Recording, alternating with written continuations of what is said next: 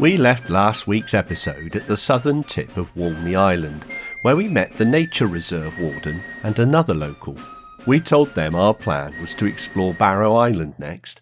If their expressions hadn't said enough, they also warned us, don't hang around, don't leave your bike, and take your picture and get out. Stick around to see what all the fuss is about, but first we'll take you on a quick explore of the rest of Walney Island.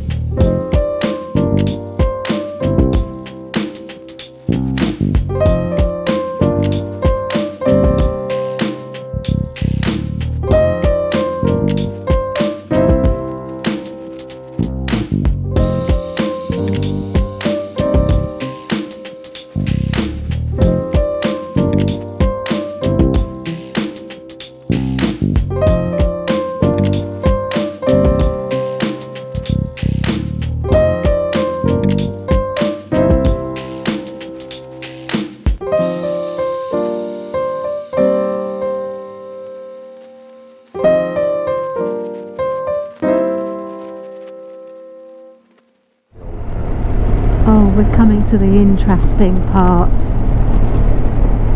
Wow. I love these massive red buildings. And this is the start of the tenements, I think.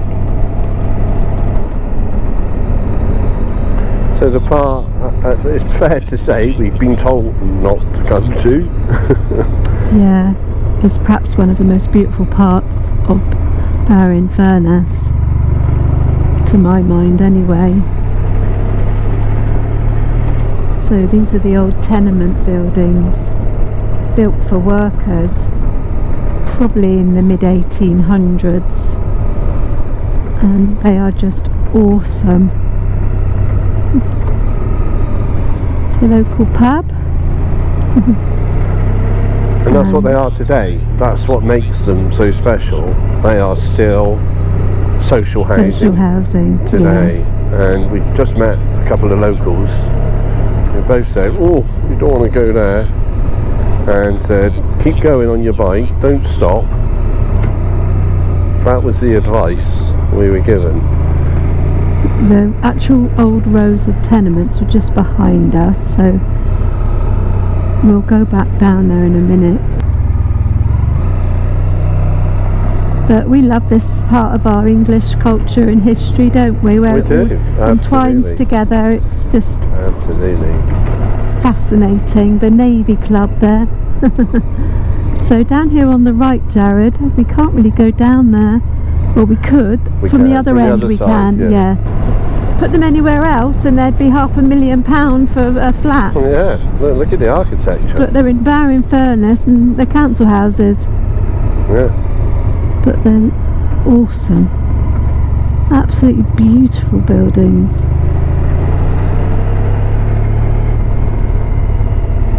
Yeah, look at that.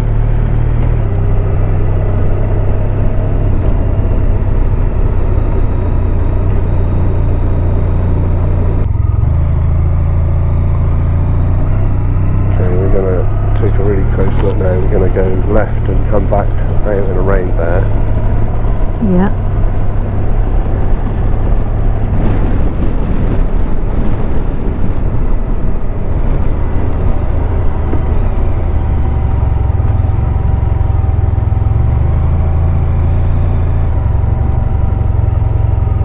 So there you have it.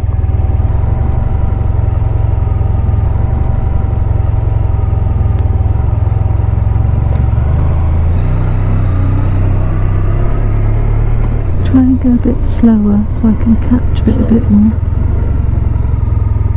They look like they've been renovated a bit. But these ones, look, they're all boarded up. Stairways are rubbishy. That is seriously rough.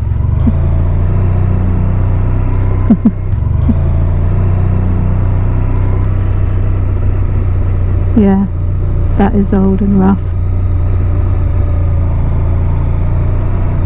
Look at that, all boarded up, old furniture and rubbish.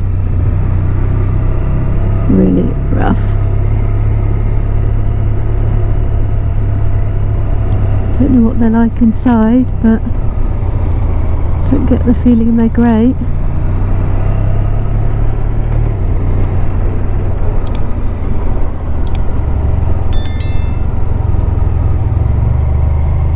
Now that looks nice.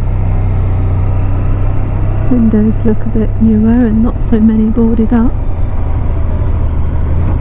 Oh, I'm almost lost now.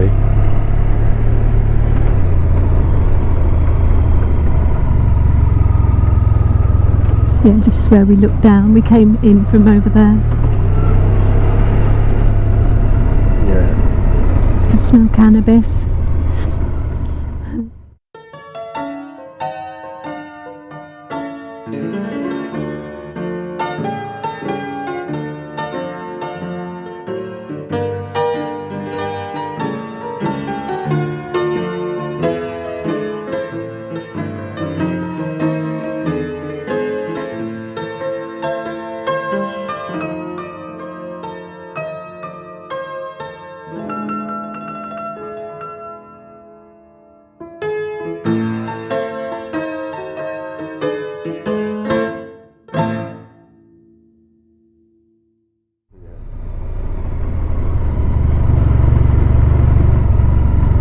And then if we go opposite where that co-op is, if we can turn right down the co-op,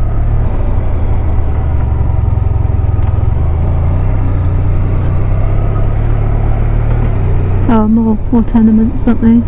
Yeah. So there used to be tenements all over England, I believe, but these are the only ones left. I think the only other ones in the UK is in Scotland, in Glasgow.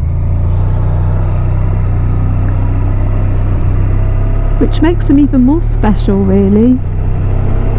Don't you think, Jared? Yeah, last remaining tenements in England. Yeah. That makes them very special. I'm surprised we couldn't find out more about them.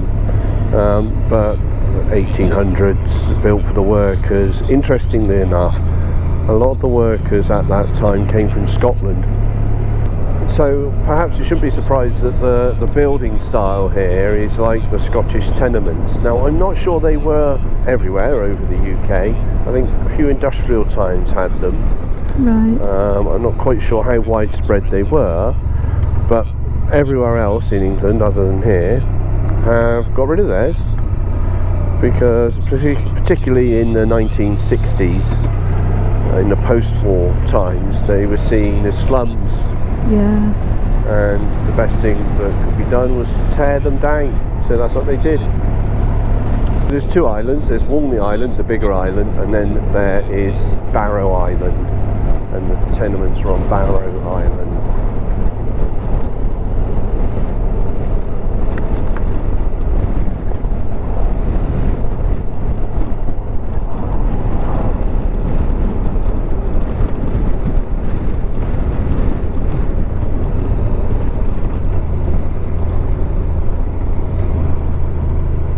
We covered Barrow's industrial history in last week's episode. It seems the town got its name from Barrow Island rather than the other way round. Barrow's population is nearly 57,000, making it the second largest urban area in Cumbria after Carlisle. The natives and local dialect are referred to as Barrovian. Like most larger British towns and cities, Barrow was a small hamlet for most of its existence until the Industrial Revolution. There is, however, an abbey on the outskirts of the town that dates back to 1123 and was once the second wealthiest and most powerful Cistercian monastery in the country. Like most abbeys that refused to renounce the Church of Rome, it was destroyed by King Henry VIII during the dissolution of the monasteries. In the late 19th and 20th centuries, Barrow was nicknamed the English Chicago because of its rapid growth in industry, economic stature and overall size. More recently, the town has been dubbed the capital of blue-collar Britain by the Daily Telegraph, reflecting its strong working-class identity. Barrow is often jokingly referred to as being at the end of the longest cul-de-sac in the country because of its isolated location at the tip of the Furness Peninsula.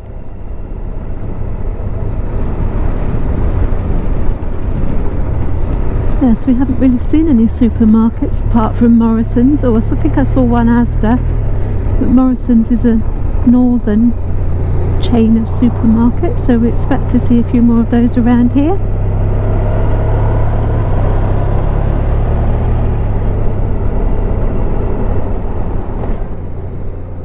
We can't leave Barrow without bringing you up to date with reality. Unfortunately, despite retaining some heavy industry, it's not what it used to be.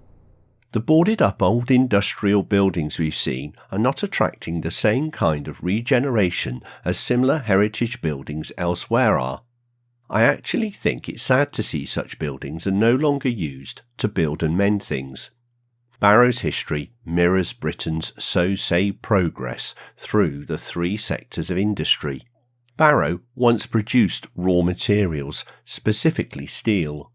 It then manufactured useful things such as railway tracks and ships. Just as production eventually gave way to manufacturing is gradually giving way to the service sector. But what service sector? If you take a look around the town centre, you'll see many shops, some once giants like Debenhams, boarded up and neglected. Other towns and cities may have avoided this level of deprivation, but for how long? Could Barrow's plight be the canary in the coal mine? Is this really progress?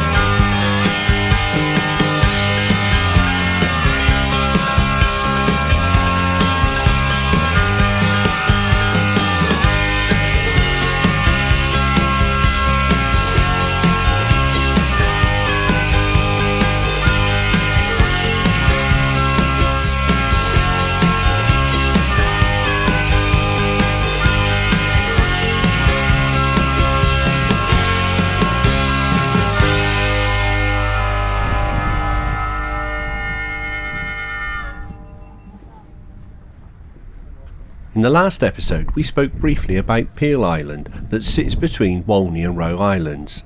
At low tide, Peel can be reached across the sands from Walney, but mostly people take the ferry from the tip of Roe Island. Peel is a curious place. There is a castle which was built by monks in the 14th century, 8 old fishermen cottages and a pub, the Ship Inn. The landlord is known as the King of Peel, and his family are usually the only permanent residents. Despite the isolation, most landlords stay for several years.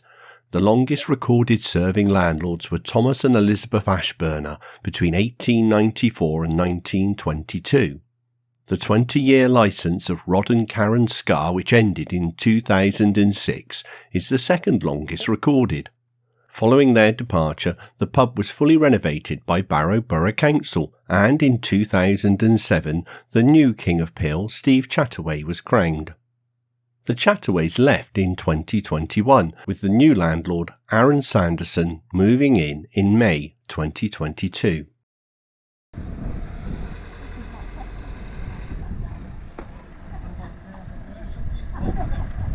You got a bite each? Yeah. Yeah.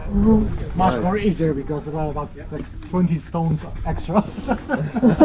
Come on, cheap bombs. Where are you from? Originally from Yeah. Okay. And You're you're local here? You no, Liverpool. Liverpool? Okay. Oh yeah. Yeah. Not too far. Just out for the day or? Yeah. Just scaffold pipe. Sorry? Scaffold pipe. Oh yeah, scaffold pipe. Yeah. Yeah. Are you hoping to walk it today? Yeah. Yeah? How long is that? Well, maybe. We will see. If we get there, we will see. It would Yeah. take a good 3 hours to walk up. Yeah. I think it does. It's the highest maybe- mountain in England. 3 for me or 3 for him? Yeah. Yeah. You might be able to do it. Yeah. Have you ever been in? Yeah, We've done it. It's a lovely No, climb. Oh, Ever been Poland? in Poland? No, Oh, never been to no. Poland. No. We should. You should. Of course. Great food, Yeah. Great nice food. area, beautiful weather, like Yeah. 30 something degrees in summertime. Good Yeah. biking roads. Yeah, Right. I recommend south the most because it's like mountain area, but you can ride that way. So Lovely. So we've just come back from Peel Island and the black tyre doesn't feel great, so it looks like we picked up this fella here. Yeah. And This one here. This one here, and it's making the tyre go down. For sure. So we need to do something about it, or else we're going nowhere.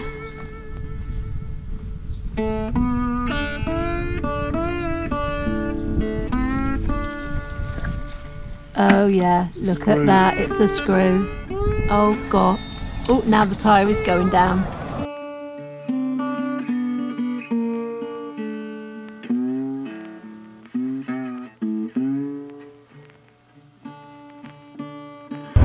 She's waiting at the wrong crossroads. She needs to be here. Do you see what I mean? She's facing this way.